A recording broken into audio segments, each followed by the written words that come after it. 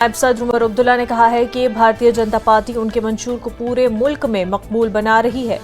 उमर ने भारतीय जनता पार्टी को भी तरकीद का निशाना बनाया और कहा कि वो बातें कि जम्मू खित्ते में दहशतगर्दी का जिम्मेदार कौन है।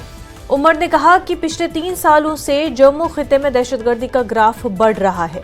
उन्होंने कहा कि सिक्योरिटी फोर्सेस और फौज को निशाना बनाया जा रहा है। उन्होंने सवाल किया कि 2014 के बाद खास तौर पर जम्मू खित्ते में दहशतगर्दी कैसे बढ़ी। उमर ने बीजेपी पर तनकीद करते हुए कहा कि वजीर आजम और वजीर दाखिला जम्मू कश्मीर में पाकिस्तान को क्लीन चिट देते हैं क्योंकि वो सिर्फ उन्हें निशाना बनाते हैं। उमर ने कहा अगर वो पाकिस्तान को क्लीन चिट देते हैं तो वो पाकिस्तान से बात क्यों नहीं करते। क्या उम्मीद करोगे कि वो हमारे मैनिफेस्टो को जो है उसकी सराहना करेंगे। हमारे खिलाफ इलेक्शन लड़ रहे हैं ना, वो तो जाहिर सी बात है कि हमारे मैनिफेस्टो की मुखालफत करेंगे। और मैं तो इस बात से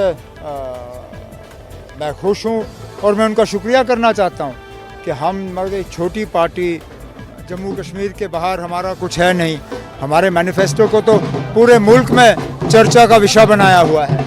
और शायद ही कोई बीजेपी का यूनियन मिनिस्टर या चीफ मिनिस्टर ऐसा नहीं है जिसने हमारे मैनिफेस्टो के हवाले से बात ना की हो।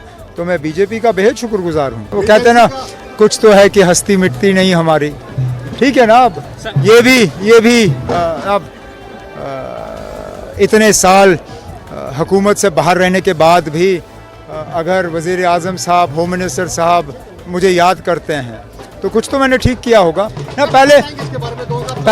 पहले तो ना बीजेपी जो आज जम्मू में हाल है, जो आज जम्मू में मिलिटेंसी है, जो आज जगह जगह हमारे बहादुर फौजियों को निशाना बनाया जा रहा है, उसका जवाब देना। बताएं ना 2014 के बाद जम्मू में मिलिटेंसी क्यों फैली, पिछले 3 साल में अचानक मिलिटेंसी का ग्राफ ऊपर क्यों गया।